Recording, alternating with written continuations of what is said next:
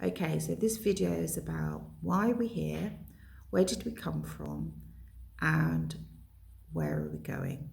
So I mentioned in another video, has spirituality helped me? That's the name of the video. But I'm so happy that I feel like I have the answer to these questions. I'm satisfied. There's a lot more behind the answers, but I'm really satisfied with the answers. And I've just been fascinated with these questions for as long as I can remember. And I was always open to the unusual. I remember as a kid, there were some sci-fi magazines and stuff like that, and I actually absolutely absorbed the imagery. And I always believed in like other worlds and other universes, and that life wasn't like, how we saw it around us. I've always been that way. So yeah, so I feel that these questions have been answered. And just now, it's really, really popular theory that we are living in a virtual reality. And mainstream scientists are sort of backing this up and saying, yeah, it's very, very possible, and that this virtual reality would be created by advanced beings. So we're living in a simulation, and if we look at technology today and we imagine how that could develop in the future through like video games and stuff like that, then this reality, it would be impossible to tell if we weren't in a virtual reality. Okay, so I had already come to this conclusion quite a while before it became popular. I'd already sort of established this was possible, and I've done a video quite a while ago on that, so I might reopen it up onto my channel so you can have a look at it. And I believe that we are in what operates like a virtual reality or a simulation which has been created by an advanced being or beings. And I think this really got cemented when I had a psychedelic experience on mushrooms, and it was very non-psychedelic. It was like a 5-hour session where I was very calm, I was very peaceful, and I could communicate with this extraordinary higher intelligence over the 5 hours, and I could go sort of into that dimension that the mushrooms open up for you and come back into this dimension. And it was really curious actually, because when I sort of was in this dimension, I'd get all my physical feelings like, oh, I'm tired, I'm hungry, I'm thirsty, or I need to go to the bathroom. And then I would go back into the other dimension and I didn't have any of these physical traits at all, or needs at all, sort of thing. Or I'd come out of it, and the way that I went in and out of these two dimensions by opening and closing my eyes. So when I opened my eyes, I was like, oh, I've got work tomorrow, I've got to complete this task and that task and all those sort of things. And then when I was in that dimension, work didn't exist, hunger didn't exist, thirst didn't exist. It was incredible. So you speak to this higher intelligence, and this higher intelligence is what you would imagine nature to be if it was speaking to you. So if you look at the complexity of nature, I'm just going to use an example. If we take a feather from an animal such as a duck, and we look at it under a microscope, we see this incredible complex technology. If we look at a cell in the body, we see this incredible complexity of how cells and how the body operates on a molecular level, which is just like watching a sci-fi movie. It's like incredible. It's one of the other things that I really, really love. So when you look at those complexities, if you imagine what created that, that's what you appear to be speaking to when you go into this other experience.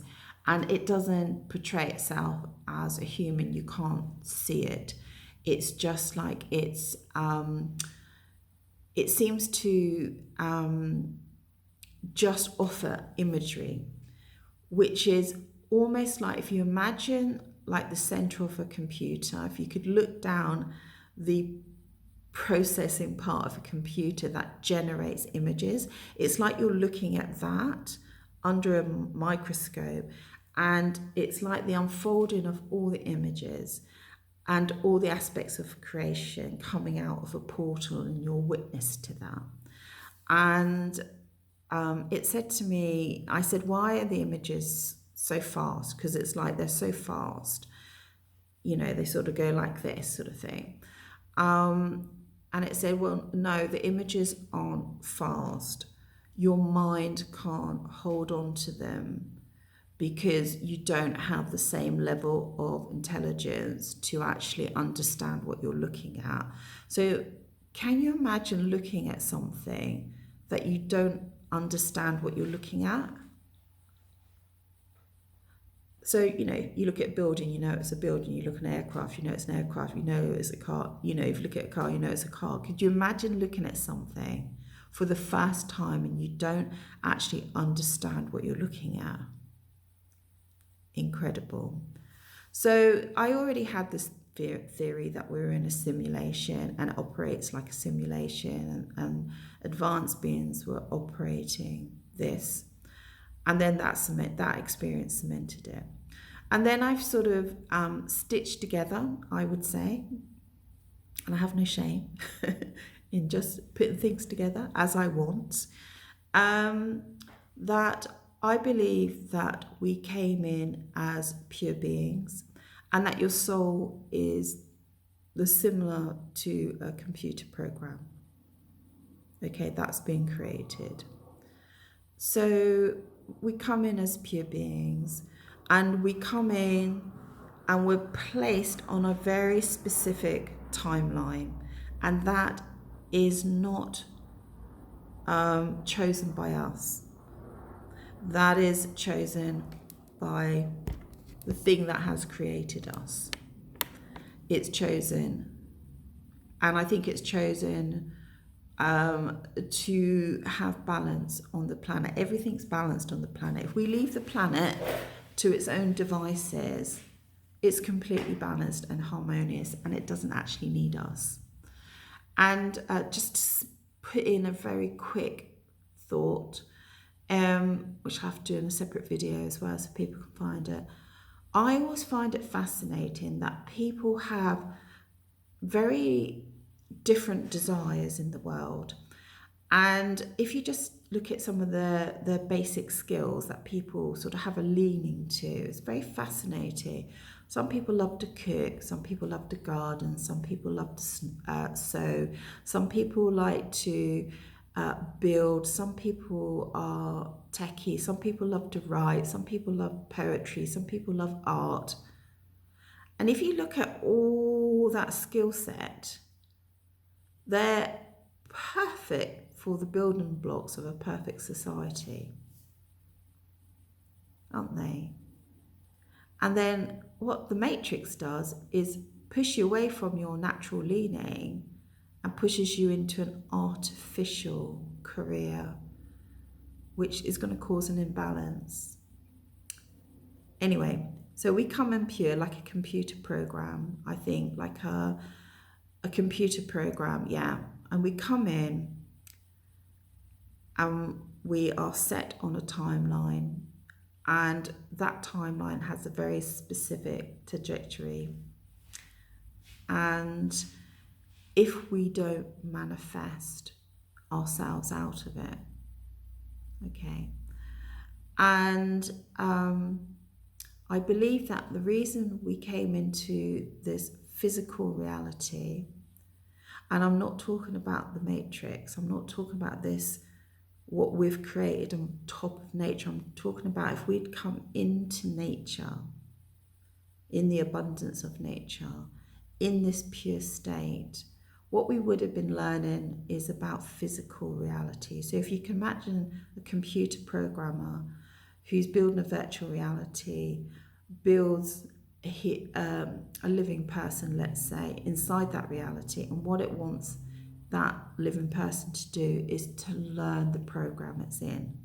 And the first step is physical reality, because it's very slow and it's very dense. So you're learning the building blocks of physical creation. And that's why children like to play with geometric shapes, because they are learning the very first shapes of the building blocks of creation.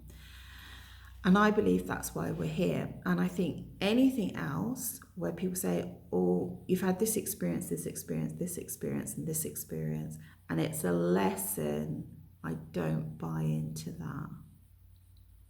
I think it's the heartache or the understanding or the way that it's changed your life, you know, your experiences, I think are the outer working of what we've created in this sort of matrix 3D reality. I don't think it would be like that if we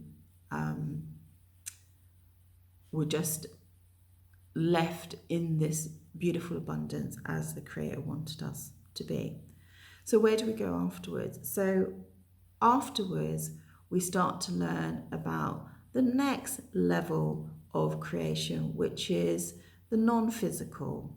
And that has multiple layers. And what I believe, apparently you shed your physical body here and you go into the spirit realm, and you still have a spirit body, that arms and legs and stuff like that. And then eventually, as you, we could say, move up levels or move through dimensions, or learn, have a greater understanding of creation and the laws that operate creation, you actually, I believe, become like non-human, and you become like that which has created us, which I believe I spoke to or had a relationship with, I think is more the better wording, when I was on psychedelic mushrooms. And obviously there's masses to explore about that, but I'm very happy about that. And you know, I can't look at this reality, the 9 to 5, the governments, the wars, the corruption, the banking system, the health system, and every single system, which I spoke about on my old videos, which are here 8 years ago. You know, I can't look at them the same. I never read a newspaper. I never read the news at all. I haven't got Scooby, what's going on. And I'm really glad, because it doesn't infiltrate my life anymore, because I don't believe in it. I don't believe in it.